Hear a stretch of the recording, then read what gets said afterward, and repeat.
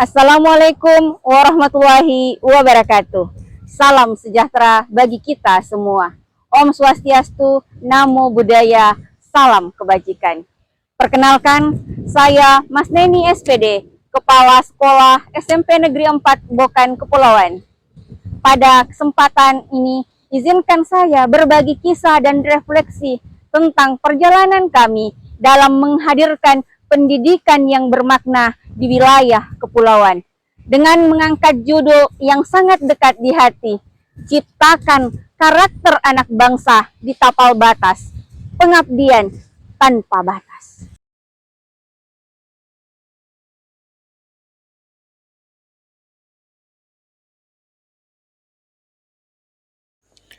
SMP Negeri 4 Bokan Kepulauan adalah sebuah sekolah yang berada di lokasi perbatasan, tepatnya Desa Sonit, Kecamatan Bokan Kepulauan, Kabupaten Banggai Laut. Sekolah ini menjadi satu-satunya lembaga pendidikan bagi anak-anak di sekitar untuk melanjutkan pendidikan mereka ke jenjang SMP.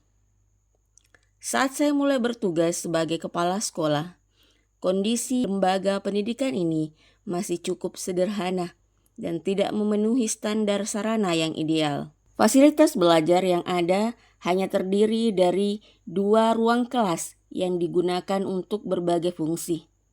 Kedua ruangan tersebut dipakai secara bergantian sebagai tempat belajar, ruang untuk guru, dan juga area administrasi. Sekolah ini belum memiliki laboratorium IPA, perpustakaan, atau ruang untuk keterampilan praktis. Situasi ini mempengaruhi pelaksanaan proses belajar mengajar yang harus dilaksanakan dengan cara yang sederhana dengan memanfaatkan sumber daya yang ada. Tantangan lain yang kami hadapi adalah sulitnya akses transportasi. Untuk mencapai tempat tugas, diperlukan perjalanan laut yang memakan waktu berjam-jam, dan perjalanan tersebut sangat dipengaruhi oleh kondisi cuaca. Ketika terjadi angin kencang atau gelombang tinggi, mobilitas para guru dan pengiriman barang pendidikan seringkali mengalami keterlambatan. Dampaknya juga terasa pada komunikasi dan koordinasi dengan dinas pendidikan yang tidak selalu berjalan lancar dan tepat waktu. Selain itu, keadaan sosial ekonomi di masyarakat sekitar juga menjadi tantangan tersendiri. Mayoritas orang tua siswa bekerja sebagai nelayan dengan pendapatan yang tidak tetap. Keadaan ini menyebabkan perhatian terhadap pendidikan anak perlu ditingkatkan. Dari pulau kecil di tapal batas ujung timur Sulawesi Tengah, kami belajar bahwa keterbatasan bukan alasan untuk menyerah, tetapi cambuk untuk terus berinovasi. Beberapa hambatan utama yang kami hadapi antara lain guru belum memahami kurikulum merdeka secara optimal karena terbatasnya pelatihan dan akses internet. 2. Disiplin dan motivasi belajar siswa rendah, dipengaruhi faktor ekonomi dan lingkungan keluarga. Yang ketiga, kemampuan literasi masih di bawah standar nasional, sebagaimana hasil rapor pendidikan tahun 2025. Yang keempat, sarana prasarana terbatas, sehingga proses belajar berlangsung sangat sederhana. Namun, saya percaya bahwa keterbatasan bukan alasan untuk menyerah, justru menjadi titik awal untuk berinovasi. Langkah pertama yang saya lakukan adalah membentuk komunitas belajar Masoni, membangun anak pulau Sonit. Melalui komunitas ini, guru saling belajar, berbagi praktik baik, dan menerapkan pembelajaran berdiferensiasi serta berbasis proyek sesuai semangat kurikulum merdeka. Untuk menumbuhkan karakter siswa, kami menciptakan program pembiasaan pagi ceria dengan kegiatan berbeda setiap hari. Seni Tanamkan Nasional, Sentah, dengan upacara dan kegiatan bersifat nasional lainnya. Selasa, Sekami, Selasa karaoke dan menyanyi, untuk menumbuhkan rasa bangga terhadap lagu nasional dan daerah. Ramah, Rabu, aksi bersih dan hijau, untuk melatih kepedulian lingkungan. Paling cerdas, di hari Kamis, berisi diskusi edukatif dan permainan numerasi.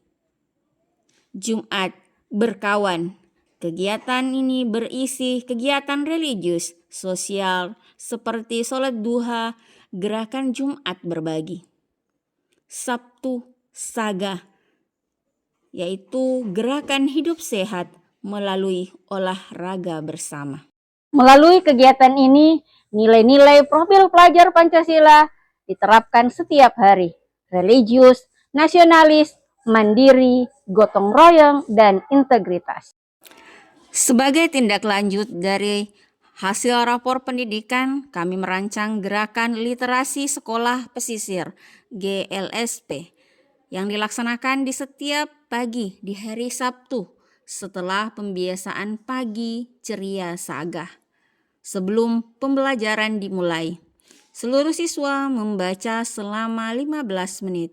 Bacaan diambil dari cerita rakyat lokal, kisah tokoh inspiratif, atau artikel-artikel tentang laut dan lingkungan. Setelah itu, mereka diminta menceritakan kembali isi bacaan menggunakan bahasa sendiri. Untuk menjawab keterbatasan sarana, kami menggalakkan gerakan sekolah kita, tanggung jawab kita. Bersama kami menata halaman sekolah menjadi taman literasi, membuat pot dari botol bekas, memanfaatkan ruang terbuka menjadi laboratorium alam. Menjadi kepala sekolah di daerah kepulauan mengajarkan saya bahwa kepemimpinan sejati bukan tentang kekuasaan, tetapi tentang pelayanan. Kini saya melihat perubahan nyata. Guru lebih berinovasi, siswa lebih bersemangat dan antusias, dan sekolah menjadi pusat kegiatan yang menyenangkan. Saya belajar bahwa perubahan besar dimulai dari langkah kecil yang dilakukan dengan hati. Keterbatasan bukanlah hambatan, melainkan ladang untuk melahirkan ketulusan dan kreativitas. Dari pulau kecil di tapal batas negeri ini, kami ingin menunjukkan bahwa semangat pendidikan tanpa batas mampu menyalakan cahaya pendidikan bagi seluruh anak bangsa, dimanapun mereka berada. Terima kasih atas perhatian dan dukungan Bapak Ibu sekalian.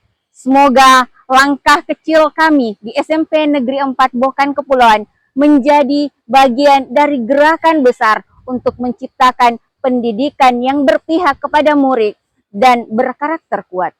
Wassalamualaikum warahmatullahi wabarakatuh. Salam sejahtera bagi kita semua. Salam pengabdian tanpa batas. Assalamualaikum warahmatullahi wabarakatuh dan selamat pagi. Saya Mahadun SPD. Saya adalah salah satu guru SMP Negeri 4 Bokan Kepulauan.